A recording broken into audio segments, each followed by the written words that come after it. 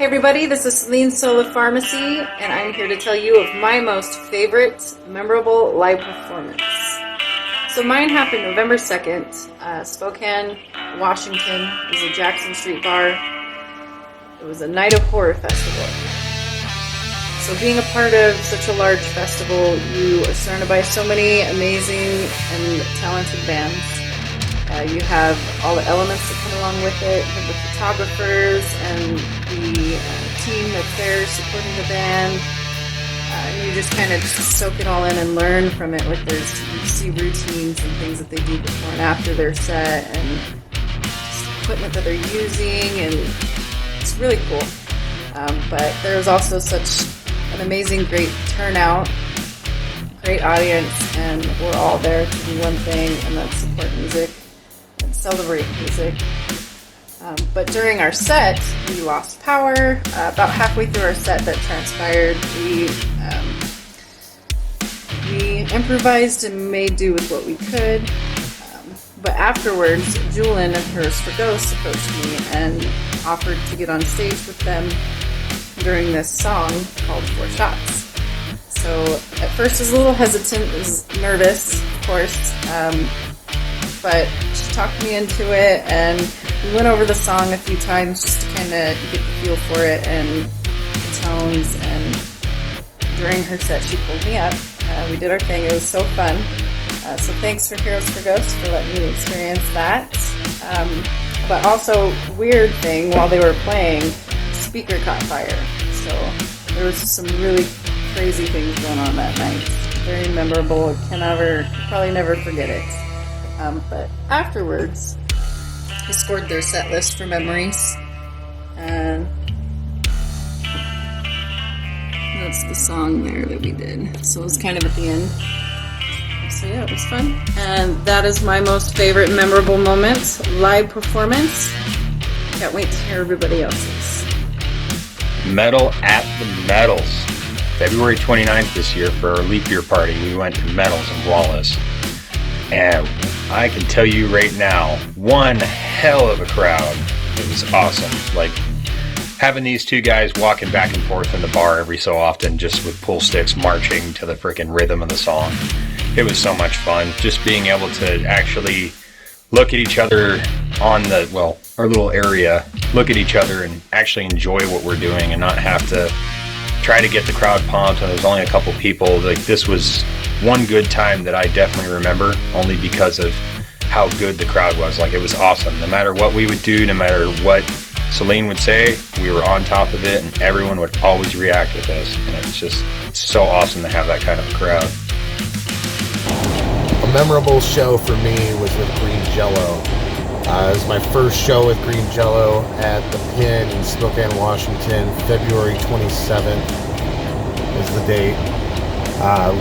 I got there at 6 for load-in. I was the first one on deck. Then Ricky DeChamp showed up. Matt Lagarde showed up. We were trying to get a hold of Bill. Can't get a hold of Bill because he was in a plane and can't get the phone in the plane. A couple more hours goes by. We get a message from Lazy D and Krusty. They had wrecked their vehicle in Montana on their way to Spokane.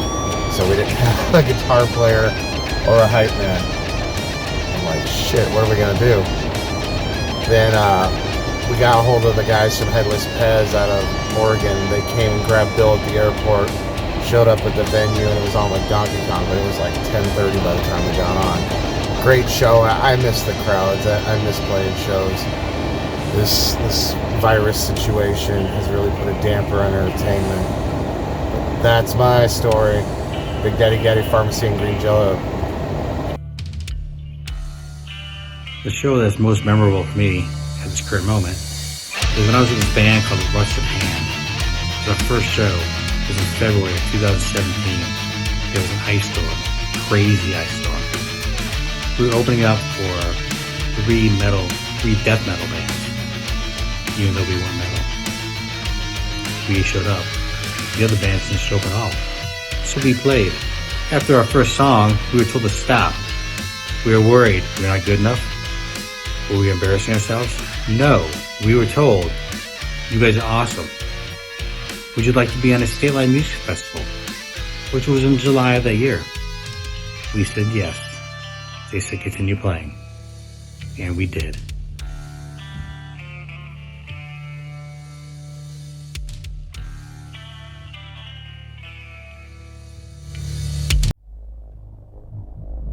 Hey, what's going on? This is Ernesto from Modern Mimes, and this is my tour story. It's actually more of a show story, so here we go. Modern Mimes' second show ever was at a big festival down here in Fort Lauderdale, right on the beach, and it was called the Riptide Music Festival. And this was like I said, it was our second show ever, so nobody knew who we were, nobody's ever heard of us, and we actually got added to that show like the week of, I want to say like maybe 3-4 days, something like that, for the show.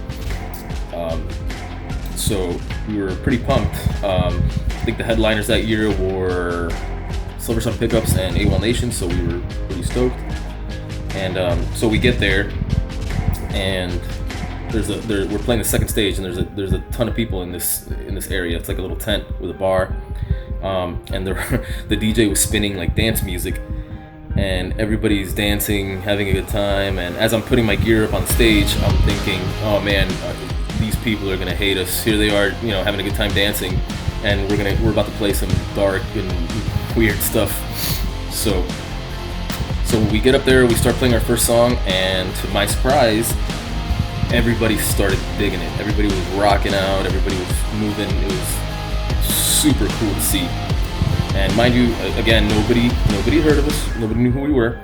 And there's actually a part in the song where we do this like kind of chanting vocals, and I look up and everybody's singing the song back to us, and I totally did not expect that. So needless to say, I really do miss playing shows, and I can't wait to get back out there. Thank you so much, man. You guys have a good one.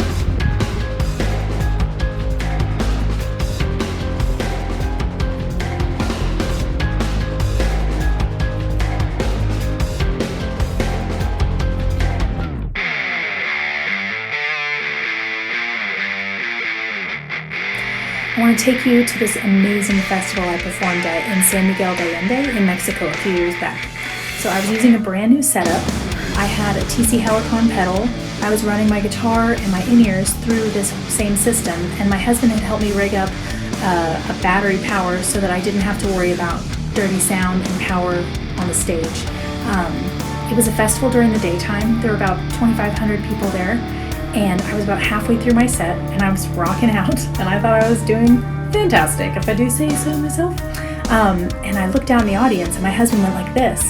And to anybody else, we probably understand that this means stop. But in that moment, because I was so excited, I was like, oh, he's like rocking out with me. And then he started going like this, and he was like, stop, stop, stop. And I was like, wow, I thought I was doing great, but fine. Like, I tried to find a moment in the song, and I did a final strum, and I stopped. And I took my in-ear monitor out, and my husband ran up to the stage, and he was like, the power cut.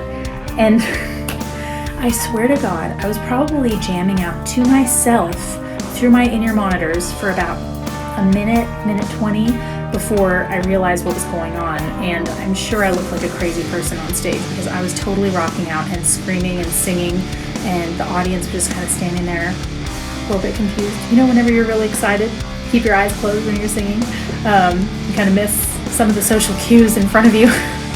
I have to say though, I miss the stage so much. I cannot wait to get back on the stage, get back on the road with my band, and have many more awkward, uncomfortable, and amazing moments. I can't wait. Hope you guys are staying safe and well, and we'll see you on the other side.